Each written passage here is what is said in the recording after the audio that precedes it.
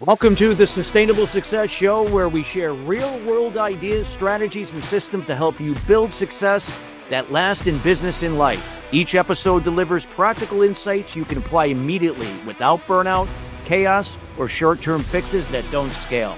At the foundation is emotional intelligence and effective communication, how you lead yourself and how you connect with others across personalities, generations, and cultures, because that's where trust, engagement, and performance are created. I'm Christopher Salem, your host, and this is where sustainable success becomes your competitive advantage. All right, welcome to Sustainable Success. Happy New Year, everybody. This is our first show in our new format. Yes, after 8.5 years, we are now including a video portion to the show. Of course, you can also enjoy the show as usual on Spotify and Apple, but also now YouTube, not just in the audio format, but now in video. We want to thank our existing listeners that have been with us from day one. Again, we are committed to your success each and every week, and we want to thank you new listeners that found us here, either on Apple, Spotify, and our YouTube channel. Again, we encourage you to come back each and every week. And if there is any content you would like to hear on a future show, feel free to reach out to us here at chris@sustainablesuccess.net. And we'd be more than happy to accommodate to see what we can do for a future show. We want to encourage our listeners to also follow us on Facebook, on our Facebook page at Sustainable Success 2017. There we've had many of our great guests sharing their words of wisdom and insights, helping to elevate you and your personal success, including your business, to the next level. Today's show is being brought to you today by Alumni Direct. Alumni Direct is a new social media community platform dedicated to bringing alumni together from all different generational types and an opportunity to meet new people for the first time. Now, it is a membership program taking out all the noise out of social media. You get to generate genuine and authentic relationships with the people you choose to interact with. If you'd like some more information about Alumni Direct, check them out at alumnidirect.com.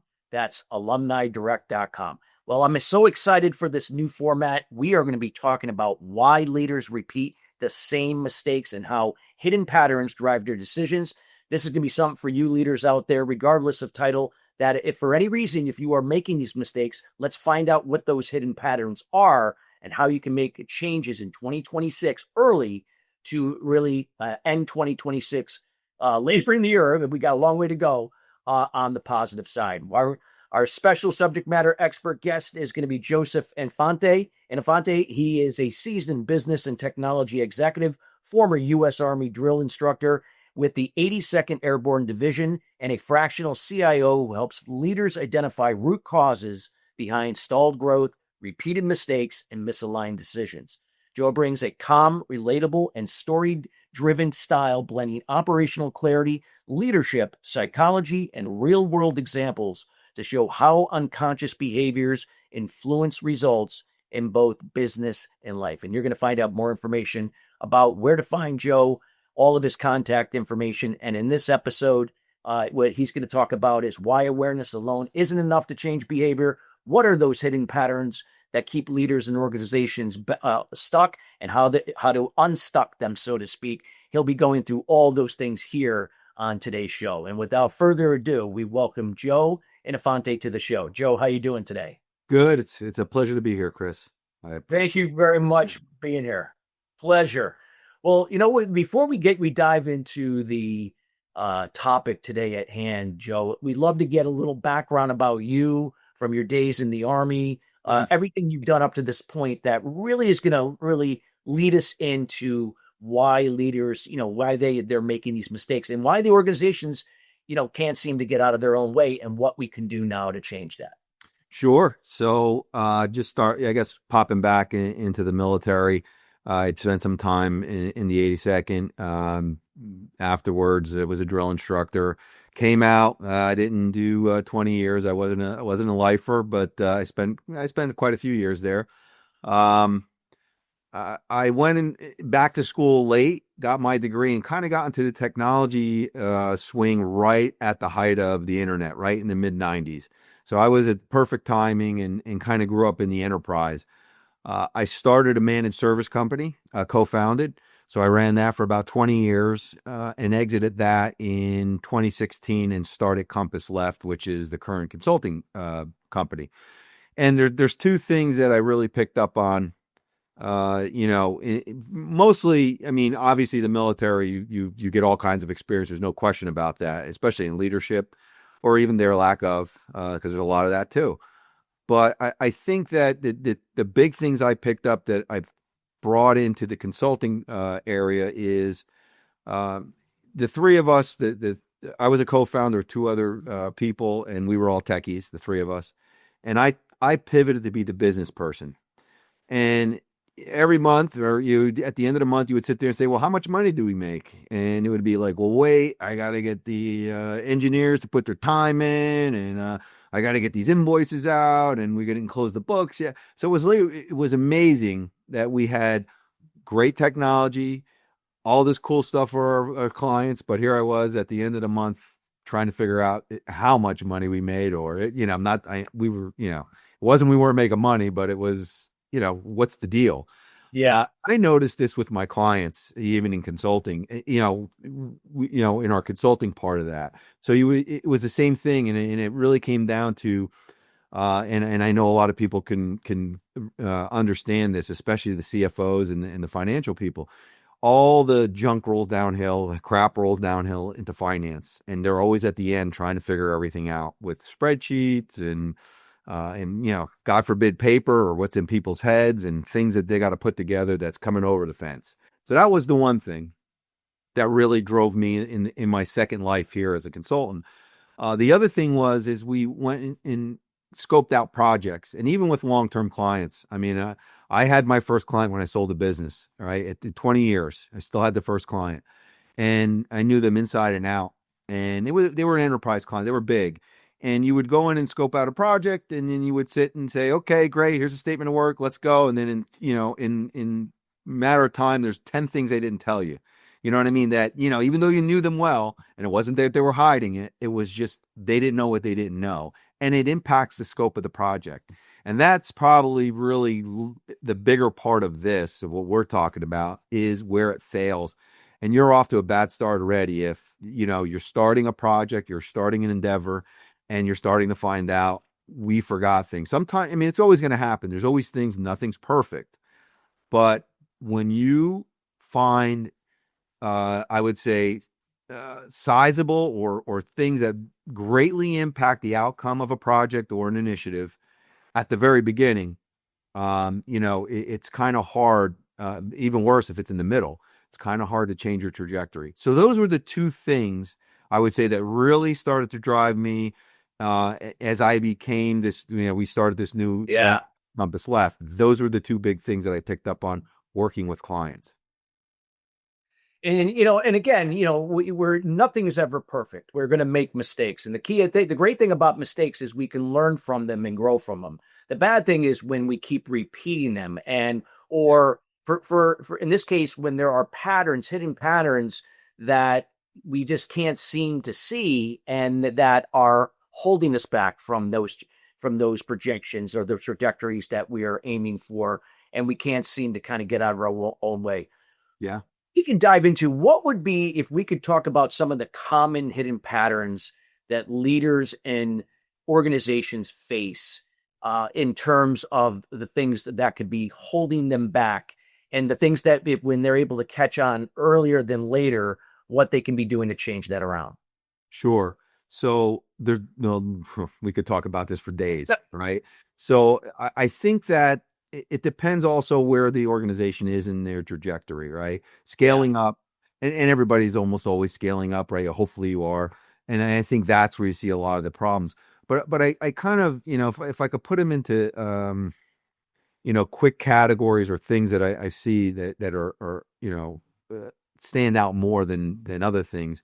I think when you look at what I like to call hero mode, and that's where maybe the not the solopreneur, but the business owner or the CEO or whatever continues to be involved in the operations after they're starting to scale up. They're jumping in, and they got their hands on things when when it's time to let go. I don't want to say it's time to let go, but you have to let go at some point.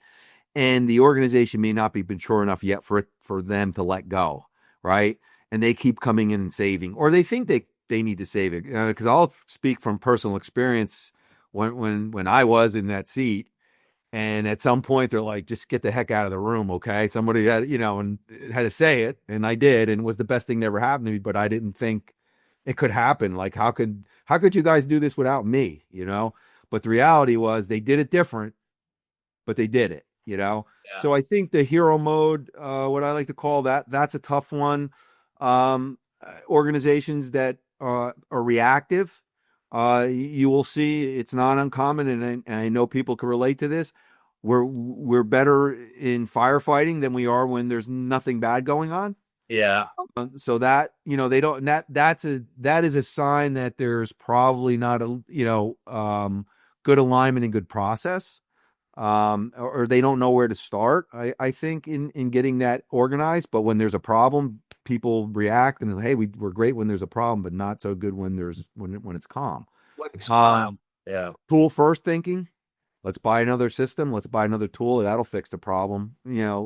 I see that a lot. That's in being in tech. I see that a real lot. And as a tech person, you would be thinking, I'm going to come in here and say, let's buy some more tools. And the reality, and that'll make all our problems go yeah, away. it often makes it a lot worse. And I think another one, which is really difficult, is the trade-offs, meaning there are so many things that we have to do or we think we have to do, but you can't do them all, right? And a lot of people can relate to, we started off in the year with these initiatives, but if you look back at the end of the year, and we're at the beginning of a new year, looking back at the end of the year, there were 45 initiatives because they started, they stopped, they changed, you know what I mean? And the reality is there's only so many things you can do effectively in a period of time with the people you have, right? It's the old triangle of fast, cheap, and good, right? And there's only so many, what do you want? You want fast and cheap, you want it fast and good, but there's only so many things you can do with the time and budget and people and systems and processes that you have. So those are the four things that I looked at are, very, very common, if that makes sense. Totally makes sense. Yeah. No, thank you for sharing that. And listeners, we hope that, again, you're taking notes. Again, you can always listen to the show in its entirety later as well. I encourage everybody to listen to the show more than once because there's a lot of golden nuggets that Joe has shared.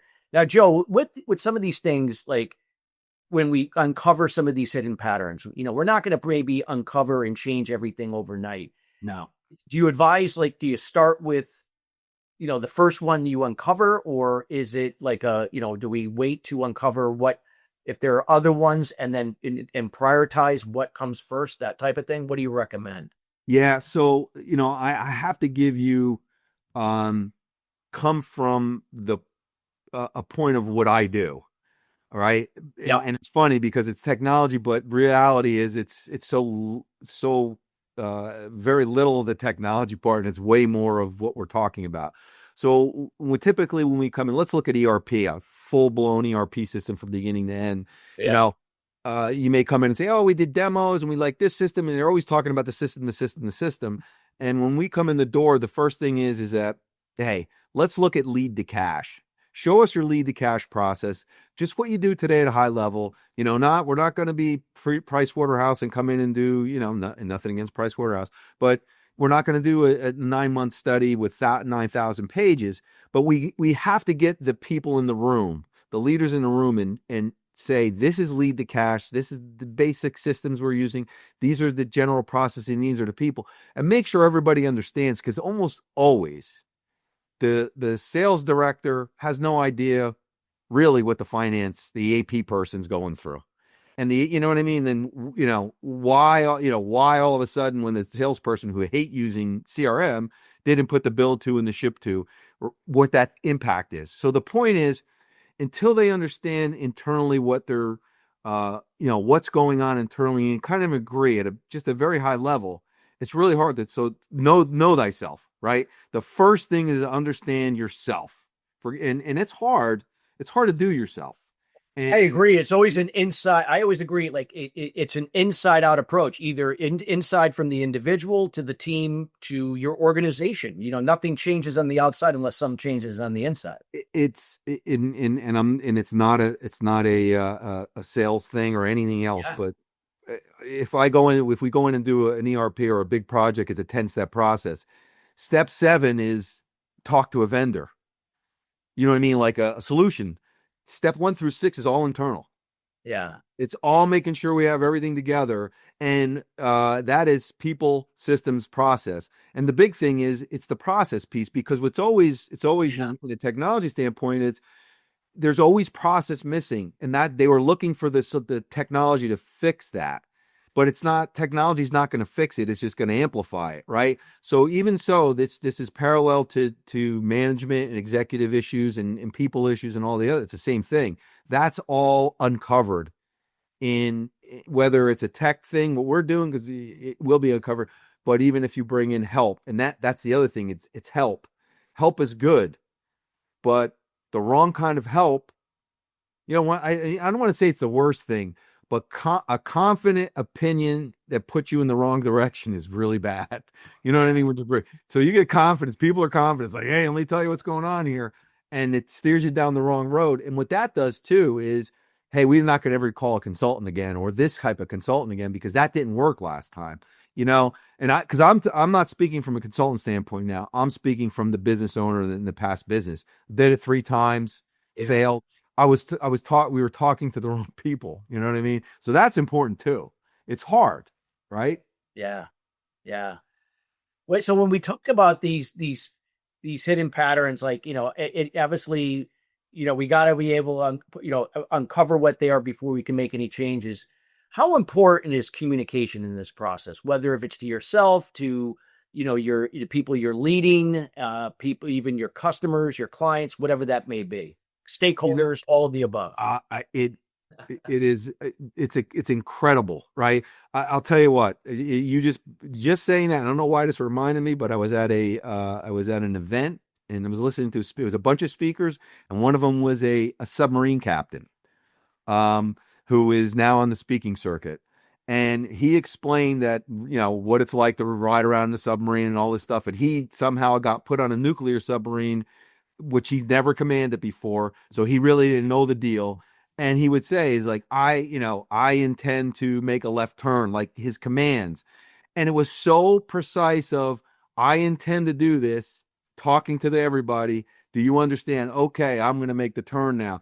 But the reality is, in communication, it is so critical to be crystal clear on, especially when you're in areas, it's hard even when you're doing stuff that and everybody knows, but it's way more important when you're doing something that you're not familiar with, like an ERP. ERPs can be 10, now we're getting into, it's a little different, but as we transition, you might not even looked at this in 8 years. People aren't even there anymore that put this system in. Now we're going to talk about, how the AP flows into, the bank, or the pay for paying. Communication is absolutely critical, and you can't overlook just the mechanism of how you're going to communicate, right? Email in a project, or email in a big, or a sale or an acquisition. Emails are all over the place. How do you keep track of that? You have to be intentional, and And I love that word intentional, yeah, because the words that you always hear around in business is always expectations, expectations, expectations. And that's where we always get caught up in the control we can't control. And that's other people in situations, but intentions we can control. You, the leader, your team, whoever's involved, we control. So I love that, what you said about that. the intention, it goes into execution. I've seen the best plans in the world. All right. And we all have, and that is the difference. It's execution. And I think, and I didn't say this, but I love it. College teaches you strategy. No one teaches you execution. And it's really where, I don't want to say you separate the adults from the children, but Yes. it's true. And it's hard. It's hard to execute even the best people, because, with execution, you're dealing with more than yourself. And that's where I'm going back to hero mode, because hero, when you're the especially when the business is small, everybody's all, going gang ho, and you could just yell at somebody across the room and say, well, back in the old day, yell across the room and say, don't do that, or I'm going to do this. It's different as you scale up and you get larger, and communications, and it's difficult. It really is. It's not easy. Well, it's an ongoing process. It's not something like I always say we never graduate from. We're always learning and progressing, and it's really the importance of the discipline and the consistency with it that's going to make it move up or increase our batting averages. I always like to use sports analogies. Yeah, yeah, good one. So, anything else with now on this topic that like any advice like you could share, like in terms of like any differences, between fixing symptoms and addressing the root causes to these patterns? Is it at an individual level? Is it at a process level, like, or something that's like, hey, this is the way we've always done it, and Yeah, it worked 10, 15 years ago, but it's not working now. That's a tough one. And this is where it's so hard, and because I think that what's the best way to say this? It's hard to do it yourself. Yeah. It's hard to look internally and I think maybe one of the reasons is that we take too much for granted, because I see that a lot, because coming in from the outside, and it's like anything, that if you're an outsider walking into something and you look in 5 minutes and it's like, I already know what's going on here. Not that you totally know everything and can fix everything. You understand what you're seeing. And I think a lot of it comes down to things we take for granted. And a lot of what I'm talking about is the mistakes that I made as running the previous business, which, was a lot different than the consulting business. And it's so many things they've taken for granted that you can't. And it's the devil's in the details always. And part of the problem with change is people are doing their job all day long.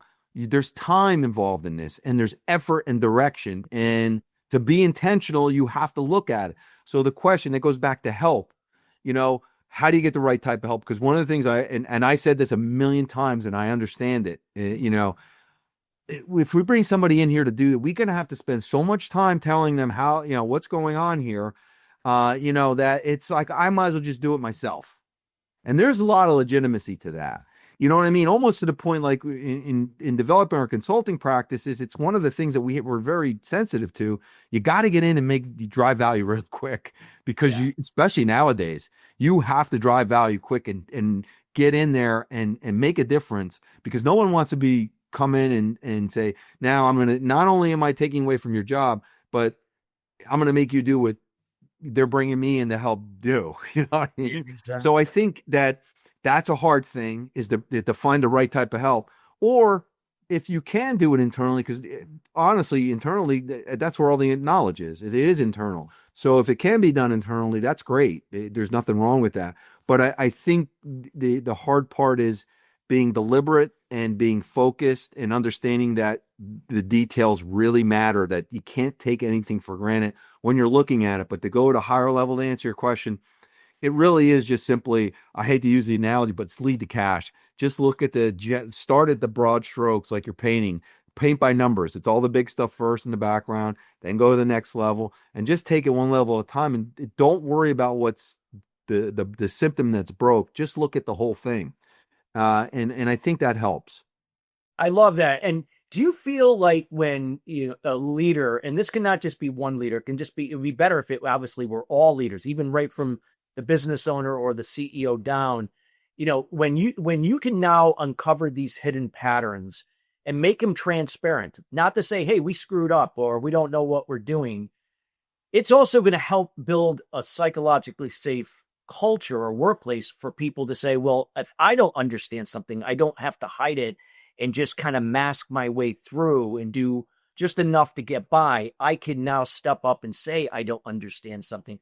So it does create an environment to encourage people to grow and move forward, and not afraid to make a mistake, but not repeat it. So here's yes and no. Yes. You're 100%. Yeah. But the culture part's so important, right? Yeah. So if short of fraud and somebody stealing something and you're looking, let's throw that off to the side a second, right? You're right that if it's true, you're going to find stuff that you're like, why are you doing it that way? are you kidding me? There's an Excel formula. Why are you doing it? You know what I mean? Like you're going to see some of that. And Yes. the idea is it's almost like for Catholics, it's confession and you get absolution and you're good to go. We're not going to hold this against you anymore. So if you, yeah, that's absolutely critical because I think that, and it starts at the top because I think a lot of, especially in technology, and I'm a boomer. I'm going to say it, and I could bust on us boomers. We're always whatever's going on with technology behind the green curtain. I don't know what's going on. I don't want to know. And the thing is, you have to have an understanding. You don't have to be tech. You don't have to be an expert, but you gotta know the macro. You gotta know it on a macro level. You don't have to. Right. I guarantee the CEO understands what's going on the finance side. You got to have the same, well, not even at a detail level in the tech side, but you do. Yeah. But the point is that all the way around, because there has to be buy-in, and if there's not buy-in at the top and everybody underneath doesn't agree or feel that there's buy-in from the top, no one's doing anything, right? So, I think that your point's right, and it starts at the top saying, okay, here's what we got to do. Hey, of course there's going to be mistakes, of course, that's why you're doing it. So if that's the case as the leader, if they could do that, it'll be successful. But if they can't, nothing will be successful. Exactly. Exactly. No, I love what you shared there, and that's so true. And then again, not just masking the symptoms, like, but doing your best to find the root cause of these things, because again, yeah, you can manage problems, but they're always still going to be there. Instead of like, hey, what can we do to get to the root cause of it, and so on. And sometimes that can could be a daunting task or a scary task for some, Well, especially. the other thing too is you have to, going back to the trade-off thing I was saying before, you have to prioritize. Yeah. And I see this a lot in tech. It's like, well, that's a manual process. Well, let's go through this. We may have to keep a couple manual processes for a little while. You know what I mean? It's okay. Everything doesn't have to be automated right now. You know what I mean? Yeah. We'll work it out. And AI is a whole, that's a whole nother subject we can talk about, and that's why everybody's struggling with that. It's, you don't have this stuff down. You're just bringing AI.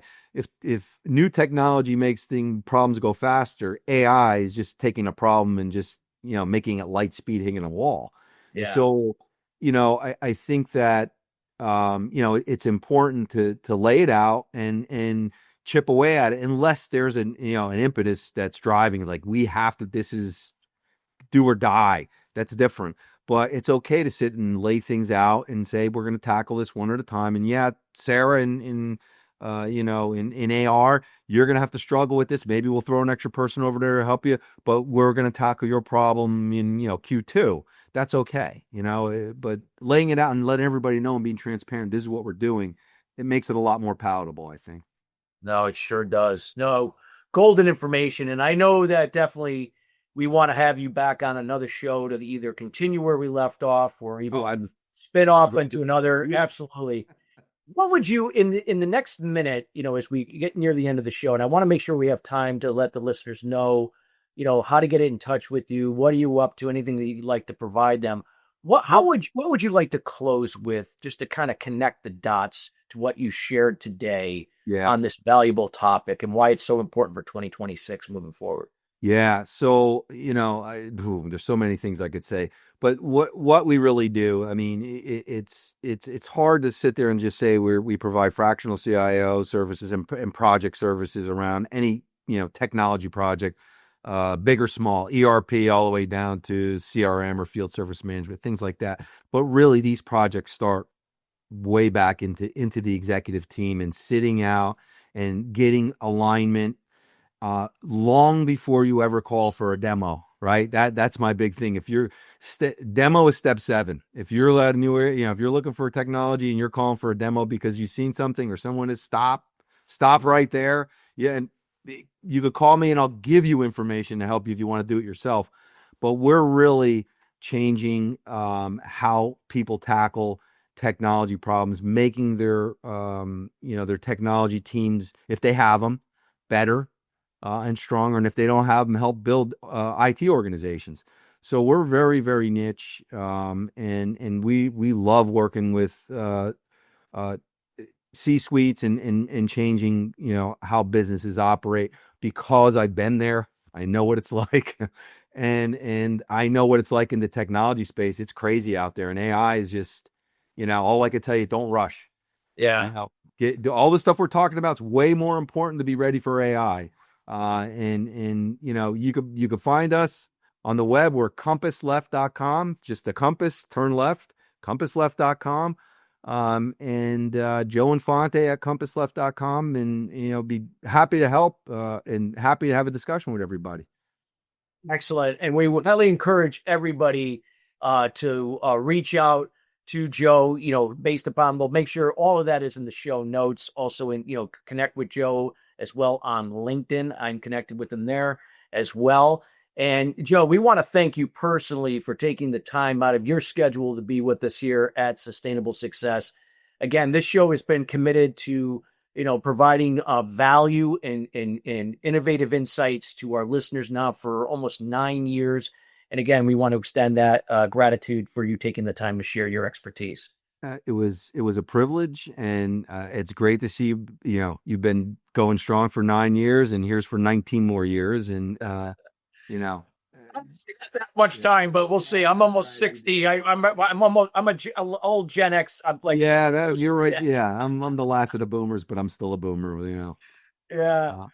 Well, thank you so much. We appreciate you, and we will make sure that you'll be seeing Joe again here on a future show, everybody. And we want to thank you, listeners, for taking the time again with our new format. Now you get to see us now, not only hear us. Again, if you have any feedback, feel free to reach out to us at my team at chris@sustainablesuccess.net. Again, any content that you would like to hear on a future show, feel free to reach out to the same email, and we'll make sure to take that information and to see where we can accommodate in the future on a future episode. Till then, everybody, have a great rest of your week, and we'll see you next week at the same time. Take care.